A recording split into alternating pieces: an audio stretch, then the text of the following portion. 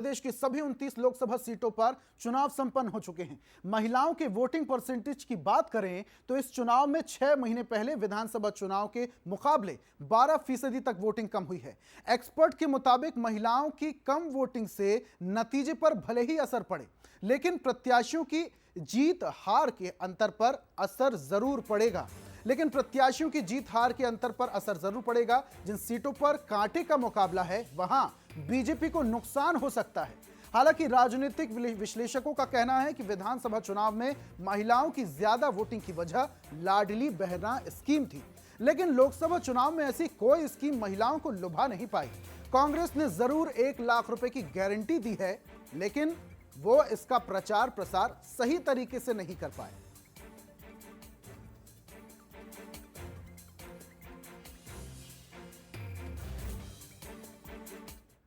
और 2023 का विधानसभा चुनाव किस तरीके का था, इसमें क्या परसेंटेज था, ये आपको ग्राफिक्स के जरिए समझाने की कोशिश करते हैं। कुल वोटिंग 77.15% रही, जिसमें पुरुषों का परसेंटेज था 78.51, महिलाओं का प्रतिशत 76.26%। अब 2024 के लोकसभा चुनाव की बात करते हैं। कुल वोटिंग हुई 66.87%, पुरुषों का प्रतिशत था इसमें 69.37%, जबकि महिलाओं का परसेंटेज था 64.24%। तो ये कुछ आपको ग्राफिक्स बता रहे हैं परसेंटेज के लिहाज से। और 2023 के मुकाबले 2024 में क्या अंतर था, इसका भी परसेंटेज आपको बताते हैं। कुल परसेंटेज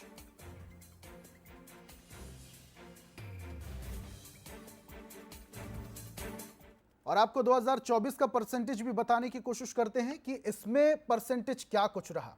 तो ये समझिए, कुल वोटिंग हुई थी 2024 का लोकसभा चुनाव 66.87%, ये कुल वोटिंग रही। और अब आपको बताते हैं कि पुरुषों का क्या परसेंटेज था। पुरुषों का परसेंटेज था 66.87%, 69.37% पुरुषों का प्रतिशत था। 2024 का लोकसभा चुनाव आपको बता रहे हैं। और महिलाओं का प्रतिशत था 64.24%। तो ये 2024 का लोकसभा चुनाव का प्रतिशत था।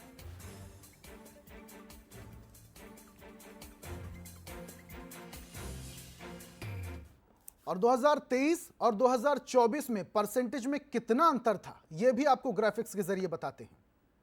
देखिए, कुल प्रतिशत में अंतर था 10.28%, ये टोटल वोटिंग में प्रतिशत में अंतर था। और अगर पुरुषों की बात करें तो पुरुषों में 9.14% का अंतर रहा।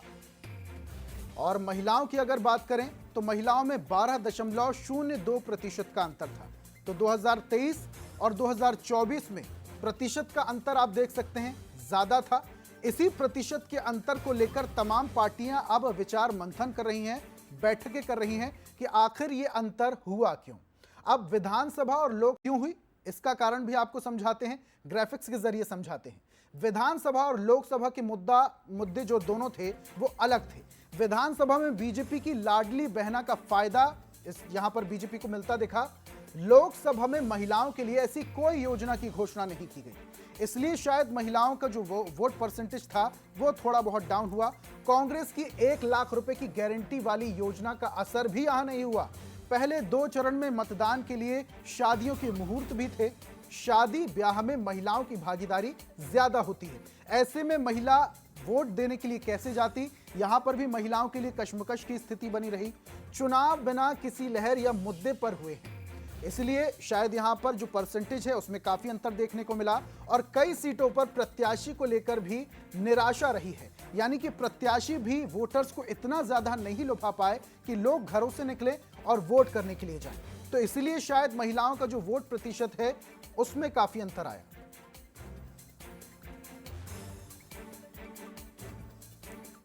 और ज्यादा चर्चा के लिए हमारे साथ एग्जीक्यूटिव एडिटर मनोज सैनी जी जुड़ चुके हैं, सीधा उनका रुख करते हैं। मनोज जी, इस बार जो महिलाओं का प्रतिशत रहा वो काफी उसमें अंतर देखने को मिला। कहा जा रहा है कि बहुत सारी ऐसी बातें थी जो महिलाओं को घरों से बाहर नहीं निकल पाए, चाहे शादी की अगर हम बात कर लें, चाहे और भी तमाम मुद्दों की बात कर लें, लहर की बात कर रहे हैं। शायद क्या यही वो बातें हैं जो महिलाओं को नहीं लुभा पाई और महिलाएं यानी कि आधी आबादी घरों से वोट देने के लिए नहीं निकली?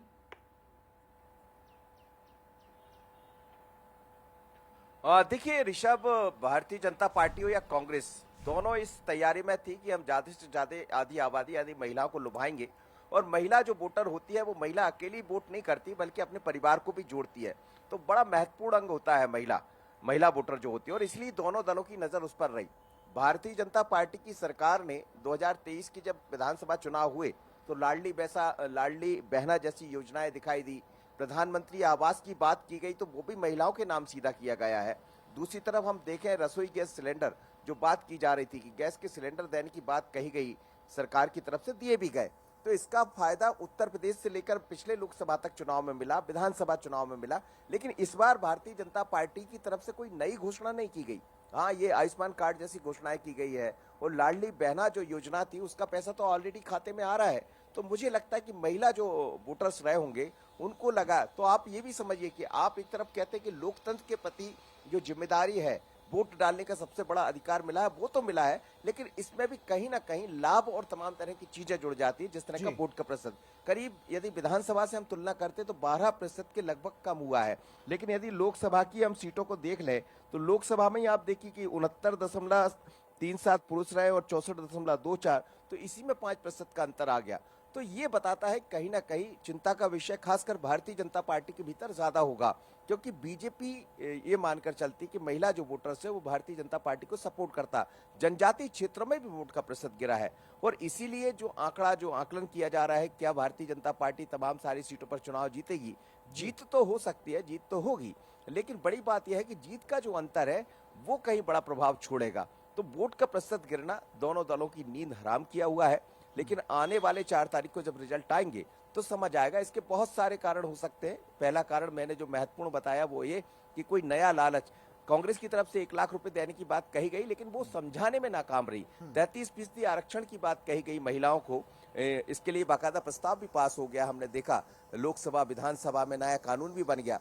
पर सवाल यह है क्या उसको महिलाएं समझ पाई? तो ऐसी बहुत सारी चीजें थी जिनको समझा पाने में मुझे लगता है दोनों ही दल कहीं पीछे छूट गए, और नया कुछ नहीं मिलने के कारण भी महिलाओं ने घर से निकलना मुनासिब नहीं समझा। शादी ब्याह ये तो हो ही है, लेकिन कुछ ना कुछ जरूर ऐसा अंतर है, और ये अंतर बड़ी खाई पैदा करने वाला जब परिणाम सामने आएंगे। और इसका अंतर जो आया है इसमें कहीं ना कहीं जो दोनों पार्टियों की टेंशन है वो भी बढ़ती हुई दिखाई दे रही है। बहुत बहुत शुक्रिया मनोज जी तमाम चर्चाओं के लिए।